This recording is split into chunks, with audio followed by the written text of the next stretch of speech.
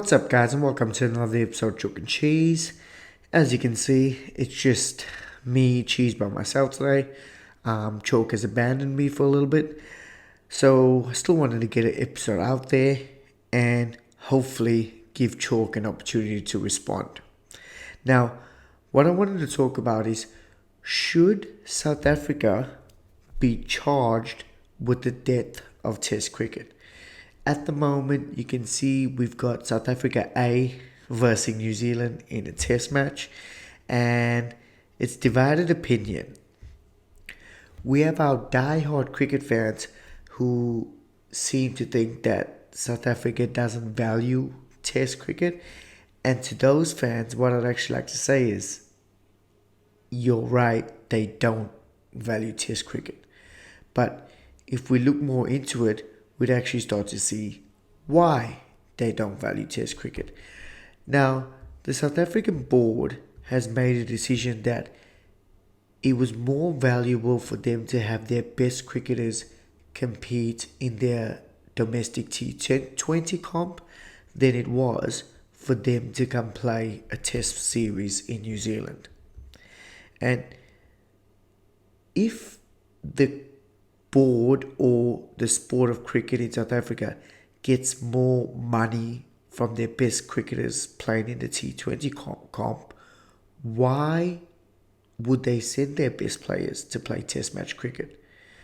At the moment, besides Australia, England and India, I don't think our test cricket nations are making as much money as they could as a board or as their individual players would play T20 comps.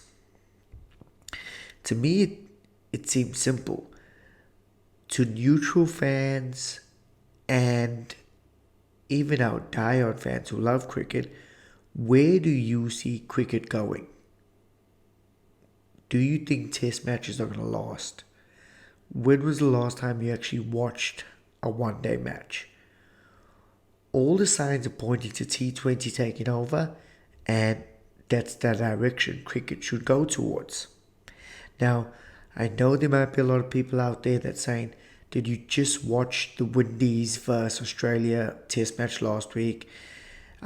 Single run win, awesome 4 days of cricket, comes to sort of last wicket, trying to get the last runs. To those fans, I sort of say, you could get that twice a week in T20 cricket with close matches and coming down to the last over. So do we really need test cricket for that? And to my diehard fans as well, I like to say, when was the last time you went and actually sat and watched a whole day of test cricket and not just checked the highlights? Or sat and watched a whole day of one-day cricket at home, or not just check the score? T20 has test cricket and one-day cricket dead in the water. And I don't think trying to blame South Africa for following the path of T20 is really justifiable. Now, I'd love to hear what my co-host Chalk thinks about this, but you all know where I stand. T20 is the future. Test matches and one-dayers are done. Thank you for listening to another episode of Chalk and Cheese, and hopefully speak to you next week.